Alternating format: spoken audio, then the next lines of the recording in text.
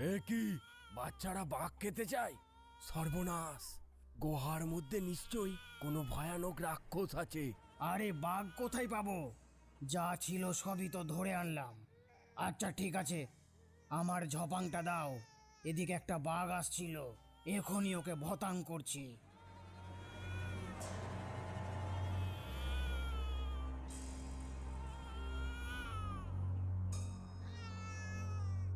অজানা ঝপাং আর ভতাংয়ের কথা শুনে বাঘের প্রাণ গেল উড়ে। সর্বনাশ! ওরা এই ঝপাং আর ভতাং দিয়ে কি করবে কি জানি।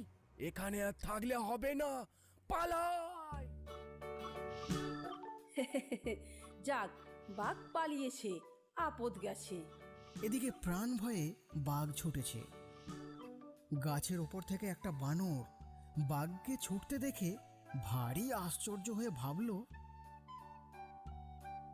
আইলা, টাইগারটা এমন ভাবে ছুটছে, মনে হচ্ছে কিছু একটা প্রবলেম আছে। ও টাইগার দা, ও টাইগার দা, হোয়াটস দ্য ম্যাটার?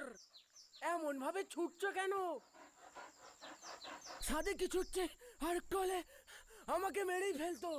হ্যাঁ, টাইগার কে কয়? এটা আবার কেমন জন্তু? No no, you are telling lie. আমার বিশ্বাস হচ্ছে না। কি? আমি মিথ্যে কথা বলছি? আমি?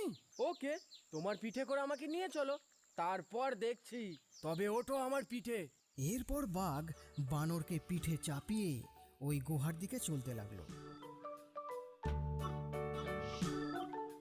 এদিকে শেয়াল আর শেয়ালিনী দেখ পিঠে চাপিয়ে নিয়ে এদিকেই আসছে। কাছাকাছি আসতেই শেয়ালিনী তার বাচ্চাদের আবার চিমটি কাটতে লাগলো।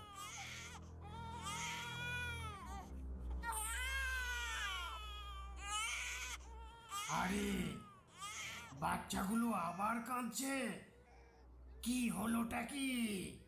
যতক্ষণ না ওদের বাঘ